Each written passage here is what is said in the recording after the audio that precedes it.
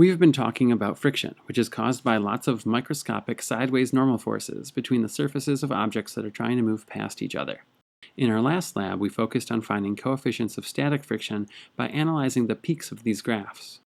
In this activity, we're going to use a vernier force probe to find both the static and kinetic coefficients of friction in one data collection session.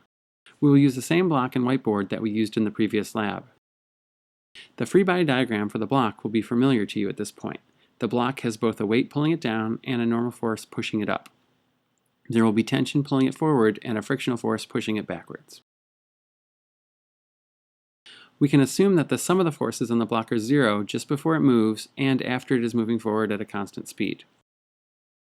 When I pull the block all by itself, it's too easy to move. I won't see much of a difference between the static peak and the kinetic plateau in the data. I'll fix this problem by placing a heavy slug on top of the block. Now the frictional force will be greater and it will be harder to pull the block. The mass of the block was 360 grams.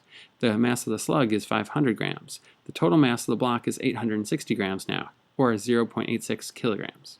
Let's see if we can find the static and kinetic coefficients of friction.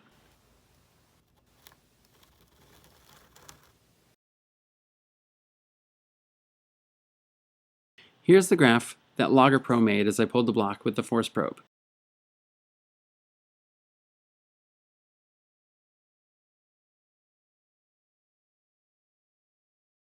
The first thing you will notice is that it's a lot bumpier than the ideal graph that was in our reading. That's okay, reality is messy. The bumpiness is caused by the block surfing across the mountains of the board. It moves, then it gets stuck a little, then it moves, then it gets stuck a little. That's okay. We can draw some smooth, best fit lines on the graph to help us get the data we need. The initial peak right before the block moves is fairly clear.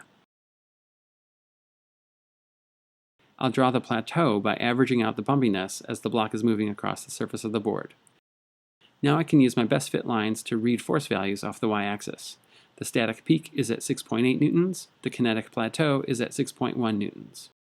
See if you can use this information, along with the mass of the block and the free body diagrams we drew, to solve for both the static and kinetic coefficients of friction in this situation.